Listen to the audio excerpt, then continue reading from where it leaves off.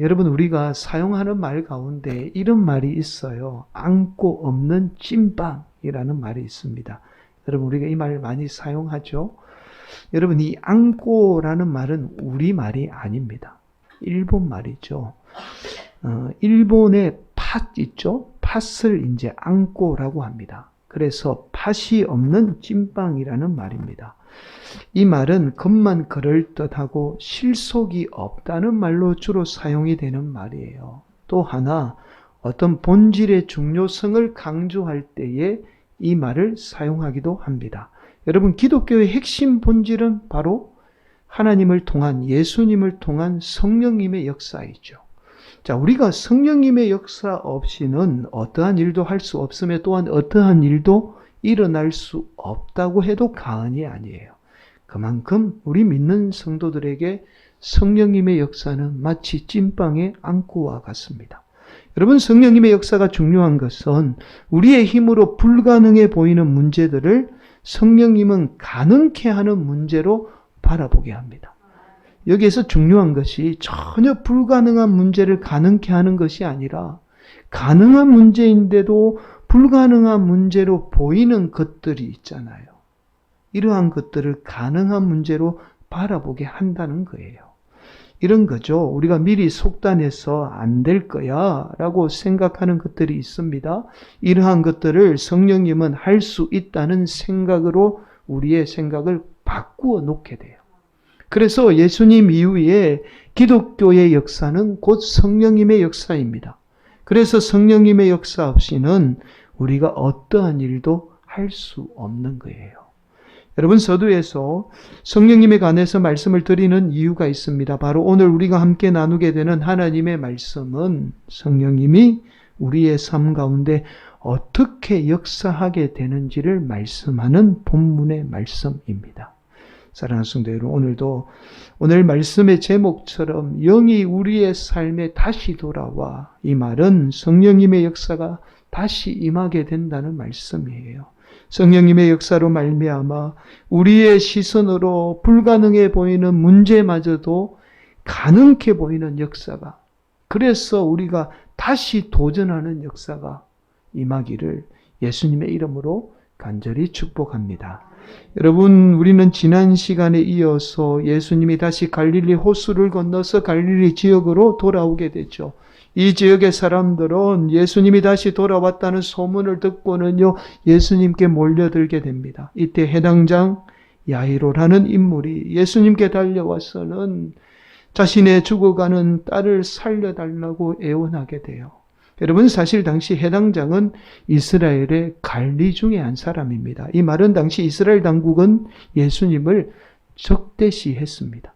그렇다면 해당장은 어떠한 일이 있어도 예수님께 찾아와서 부탁하는 일이 있어서는 안 되죠.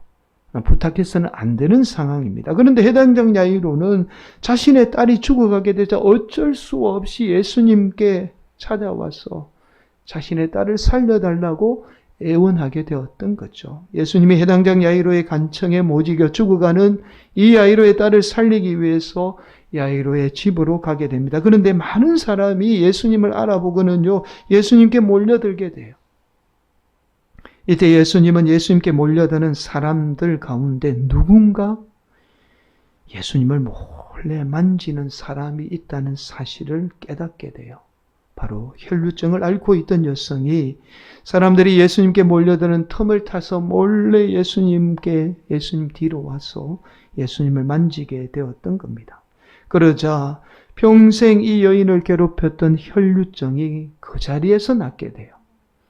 여러분, 당시 율법은 여성의 혈루증을 부정하다고 그렇게 여겼습니다. 그래서 다른 사람과 접촉을 엄격하게 금했어요. 만약에 어떠한 이유에서든지 혈루증을 앓는 여성과 접촉하게 되면 그 사람마저도 부정하게 됩니다. 그래서 이 여성이 다른 사람들 몰래, 심지어 예수님도 알 수 없게 몰래 와서 예수님을 만지게 되었던 거예요. 예수님은 이 사실을 알고는 예수님에게 손을 댄 사람을 찾게 되죠. 그러자 베드로는 예수님에게 이렇게 대답해요. 아니 예수님, 이 많은 사람들이 예수님께 몰려들어서 예수님을 만지는데 어떻게 그 사람을 찾을 수 있겠습니까? 라고 대답합니다.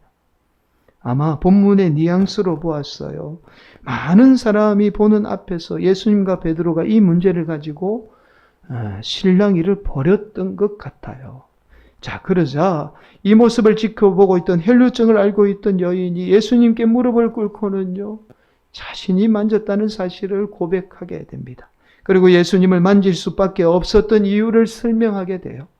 자, 그러자 예수님은 도리어 이 여인을 책망하는 것이 아니라 이 여인의 믿음을 칭찬하며 이 여인에게 구원마저도 베풀게 되죠. 때마침 이때 해당장 야이로의 집에서 사람이 달려와서는 예수님에게 야이로의 딸이 이미 죽었다는 소식을 전하게 돼요. 예수님이 더 이상 해당장 야이로의 집으로 갈 이유가 사라져버린 거예요. 그러나 예수님은 그 사람에게 두려워하지 말라는 말씀과 함께 야이로의 집으로 달려가게 됩니다. 예수님이 야이로의 집에 도착하자 많은 사람이 야이로의 딸의 죽음을 안타까워하며 통곡하는 모습을 발견하게 돼요. 그러자 예수님은 이들을 향해서 이렇게 말씀합니다. 울지 마라. 죽은 것이 아니라 지금 자고 있다. 여러분, 이 말을 들은 많은 사람들이 예수님을 비웃기 시작해요. 저 사람 제정신이 아니구나. 어떻게 죽은 사람을 보고 잔다라고 말할 수 있어? 라고 여기저기서 비웃기 시작해요. 그러나 예수님은 이들의 비웃음에도 아랑곳하지 않고 야이로의 딸의 손을 잡고는 이렇게 외칩니다. 아이야, 일어나라. 그러자 아이에게서 떠난 영이 다시 돌아와 야이로의 딸은 일어나 다시 살아나게 됩니다. 여러분, 오늘 본문의 말씀은 한꺼번에요, 두 가지의 기적의 말씀을 지금 말씀하고 있어요. 여러분, 보통은 이렇게 두 가지를 한꺼번에 기록하는 경우가 없습니다. 오늘 본문이 유일해요. 보통은 따로따로 분리해서 기록합니다. 바로 혈루증 여인을 고친 기적의 사건을 기록하고, 그리고 이어서 어떻게 죽은 해당장 야이로의 딸을 살린 사건을 기록하게 돼요. 우리가 지난번에 누가복음 7장의 말씀을 살펴보면서 백부장의 종을 고친 사건과 나인성 가부의 아들을 살린 사건을 우리가 살펴보았잖아요. 따로따로 기록을 하고 있잖아요. 여러분, 전혀 처음 듣는다는 지금 반응을 보이시는데요. 제가 말씀을 다시 한번 잠깐 여러분들에게 말씀을 드리겠습니다. 예수님이 가버나움으로 들어가게 되자 당시 예수님은 유대인들의 장로들로부터 로마의 백부장의 종이 죽게 되었으니 그 종을 좀 고쳐달라고 간청을 받게 돼요. 여러분, 당시 율법은 유대인들은 이방인과 접촉해서는 안 됩니다. 그런데 이 백부장이 유대인들을 위해서 좋은 일을 많이 했다는 이유만으로 장로들이 예수님에게 백부장의 종을 좀 살려달라고 그렇게 간청하게 되었던 거예요. 그런데 예수님이 이 백부장의 집에 도착하기도 전에 백부장은 사람을 보내서 자신의 집에 들어오는 것을 감당할 수 없다라는 말을 예수님에게 전하게 됩니다. 이 말은 당시 로마의 백부장이 한낱 나사렛 출신인 예수님에게 도움을 청했다는 소문이 퍼지게 되면 자신에게 미칠 그 화가 두려웠던 거예요. 그래서 백부장은 예수님이 자신의 집에 오는 것을 감당할 수 없으니 말씀만 해달라고 간청하게 되었던 겁니다. 그러자 예수님은 이 백부장의 믿음에 의해서 말씀만으로도 이 종을 살리게 되죠. 그리고 이어서 예수님은 나인성에 들어가면서 죽은 가부의 아들을 살리게 돼요. 여러분, 예수님은 하나밖에 없는 아들을 잃고 슬퍼하는 이 나인성 가부의 모습을 보며 불쌍한 나머지 그 자리에서 그 죽은 아들을 만져서 그 아들을 살리게 됩니다. 그러자 이 청년은요, 언제 그랬느냐는 듯이 일어나 걸어가며 사람들과 말도 하고, 그리고 사람들과 함께 어울리게 되죠. 여러분, 이처럼 보통 기적의 사건은 따로따로 기록합니다. 먼저 하나의 사건을 기록하고 이어서 다른 사건을 기록하게 돼요. 그런데 오늘 본문의 말씀은 두 개의 사건임에도 불구하고 마치 하나의 사건처럼 지금 동일하게 기록하고 있습니다. 여러분, 이런 구조를 문학에서는 들어보셨는지 모르겠습니다. 어려운 말로 액자 구조라고 합니다. 우리 어르신들한테는 조금 어려울 수 있는데요. 액자 구조라고 해요. 이 액자 구조라는 말은 하나의 사건 안에 또 다른 사건을 보게 하는 겁니다. 여러분, 보통 액자 구조는 외부의 이야기가 액자의 역할을 하고 내부의 또 다른 이야기가 핵심 이야기를 하게 돼요. 자, 우리가 오늘 본문의 말씀을 살펴보게 되면 죽은 해당장 야이로의 딸을 살린 사건은 액자 역할을 한다고 보시면 되고, 혈루증 여인을 고친 사건이 오늘 본문이 말하는 핵심의 말씀입니다. 이렇게 하나의 사건 안에 또 다른 사건을 기록하는 목적이 있어요. 바로 내부의 이야기를 도입함으로 사건의 신빙성을 갖기 위해서입니다. 단순히 하나의 이야기를 전하는 것보다 하나의 기적의 사건 안에 또 다른 기적의 사건을 기록하면서 예수님이 정말 죽은 자를 살렸다라는 이 사실을 반드시 우리가 믿어야 할 기적의 사건이라는 사실을 우리에게 믿도록 지금 하기 위해서 오늘 본문의 사건 안에 또 다른 사건을 지금 기록하고 있는 거죠. 여러분, 그래서 오늘 본문의 말씀의 핵심은 바로 혈루증 여인을 고친 사건에 있어요. 이 혈루증 여인을 고친 사건을 통해서 죽은 해당장 야이로의 딸이 살아난 기적의 사건을 지금 말씀하고 있습니다. 결국 여러분, 액자 구조 이런 거 잘 몰라도 돼요. 지금이 중요합니다. 이 말씀, 결국 여러분 오늘 본문의 말씀은 단순히 혈루증 여인이 예수님을 만짐으로 자신의 병이 나은 기적의 사건을 말씀하는 것이 아니라 당시 율법으로는 혈루증과 접촉해서는 안 돼요. 접촉하는 순간 부정하게 됩니다. 그렇다면 예수님도 이 여인에 의해서 부정하게 된 거예요. 그러나 그 율법의 금기죠. 만져서는 안 되는 것을 만지게 될 때에, 다른 말로 저 율법을 깨게 될 때에 혈루증 여인이 나았을 뿐만 아니라 심지어 죽은 해당장 야이로의 딸마저도 살아나게 되었다는 사실을 지금 말씀하고 있는 거예요. 그래서 오늘 본문 55절은 이렇게 말씀하죠. 함께 봉독할까요? 그 영이 돌아와, 함께 봉독합니다. 시작. 그 영이 돌아와 아이가 곧 일어나거늘 예수께서 먹을 것을 주라 명하시니. 여러분, 누가복음을 기록할 당시만 해도 대부분 예수님을 믿었던 사람들이 누구냐면 유대인이었습니다. 여러분, 유대인은 우리가 너무나 잘 알잖아요. 어릴 때부터 철저하게 율법의 교육을 받아요. 얼마나 철저하게 교육을 받는지 모릅니다. 지금도 유명하잖아요. 그래서 이들은요, 율법의 틀을 깨기가 힘들었던 거예요. 예수는 믿지만 그러나 율법이 맞다라고 생각을 했던 거예요. 여러분, 이런 표현이 더 맞을 겁니다. 무서웠던 거죠. 자신들이 그동안 잘못된 가르침에 의해서 살아왔음에도 그 잘못된 틀을 깨게 되면 하나님으로부터 벌을 받는다라고 생각을 했던 거예요. 그래서 그 잘못된 율법의 틀을 깨지 못했던 겁니다. 교회에서 무슨 일만 하면 목사님 이건 안 됩니다. 이건 우리가 옛날에 이렇게 가르침을 받아왔기 때문에 절대로 하면 안 됩니다. 하면 큰일 나죠. 이런 반응을 보였던 거예요.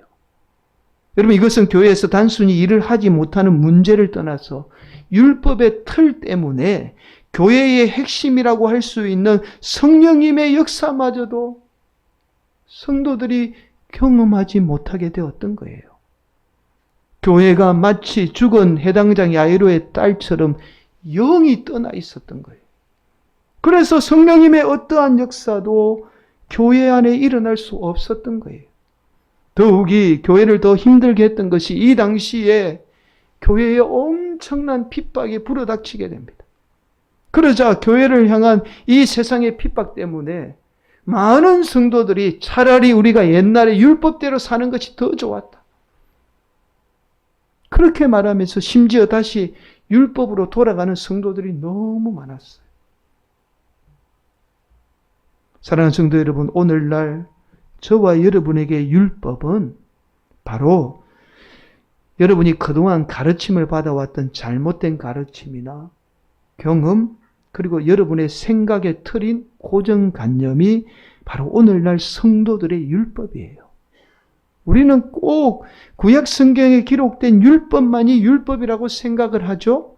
그러나 구약 성경에 기록된 율법이 아니라 오늘날 우리를 경직되게 만들고 우리로 하여금 아무것도 할 수 없는 연약한 인생으로 만드는 틀들이 바로 이 시대의 율법이에요.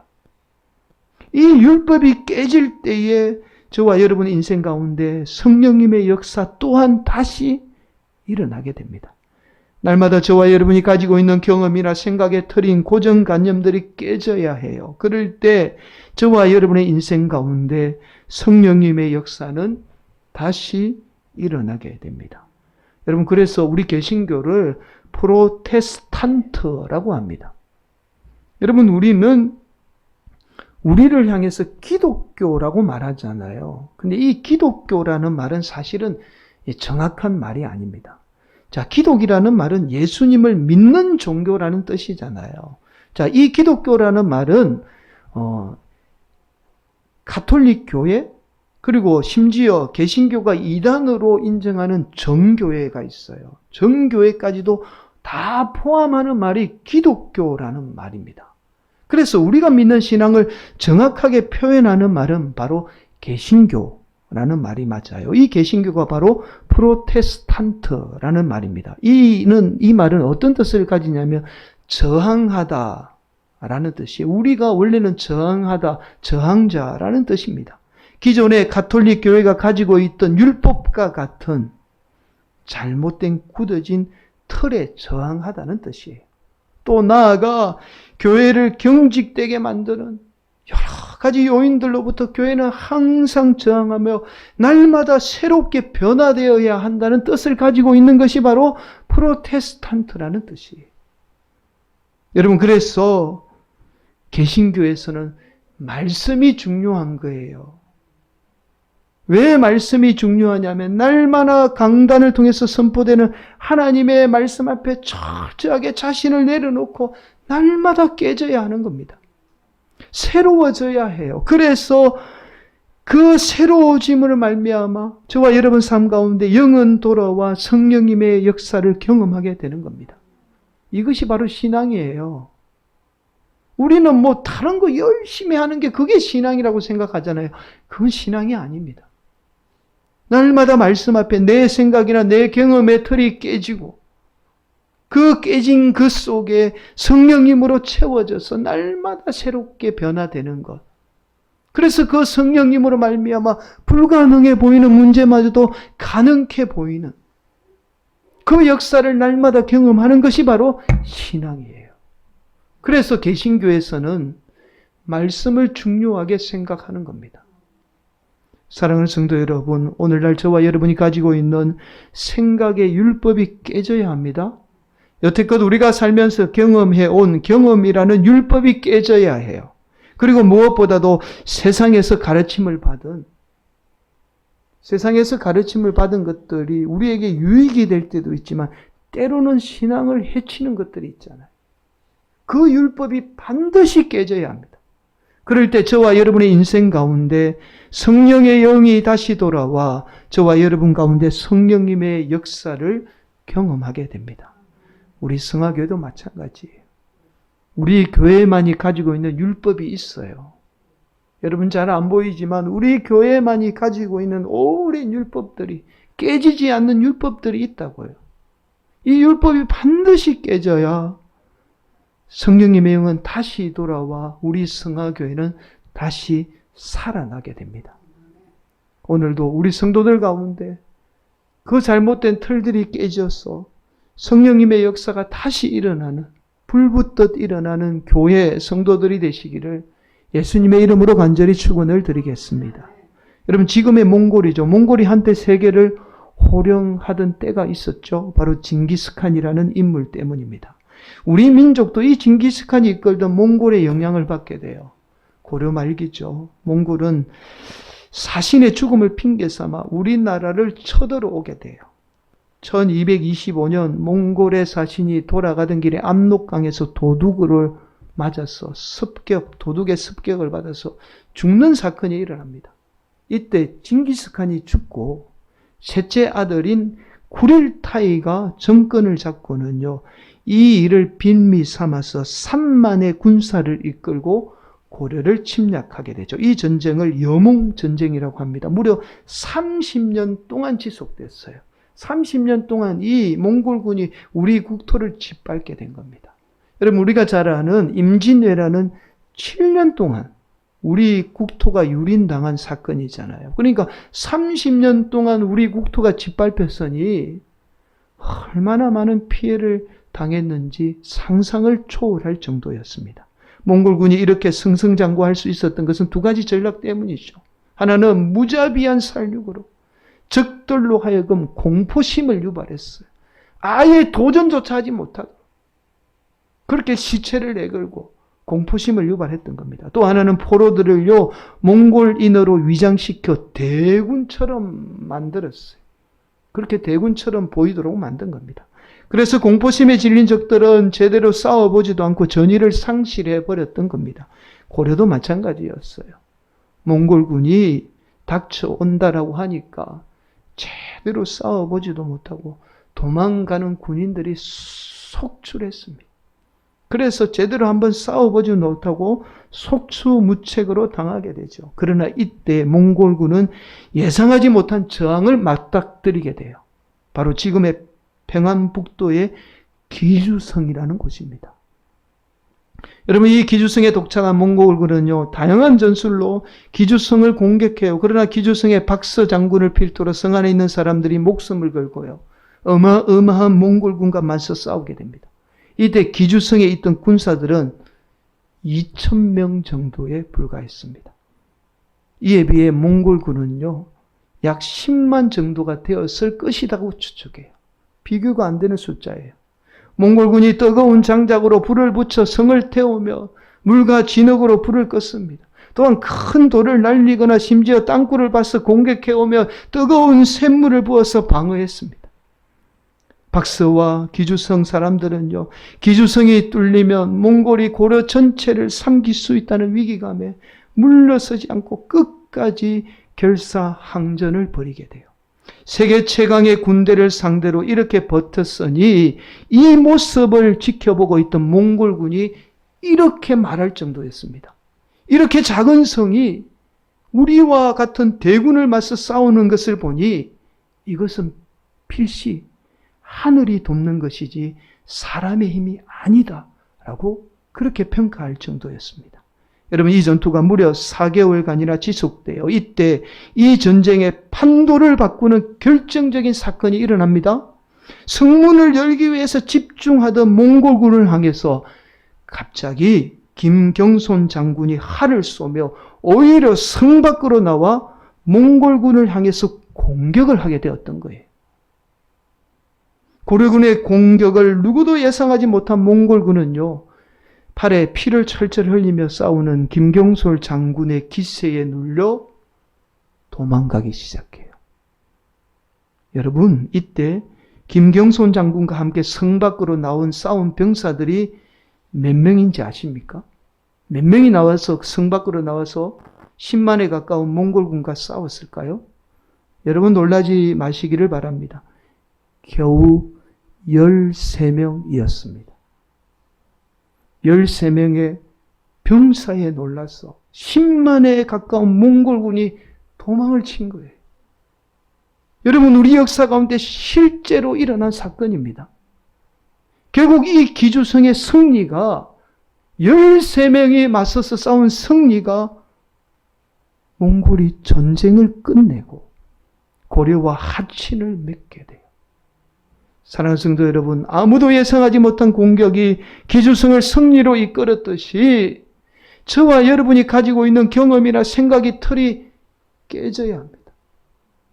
그 상식의 틀을 깰 때 반드시 예수님으로부터 임한 성령님은 다시 돌아와 우리 인생 가운데 역사하게 돼요.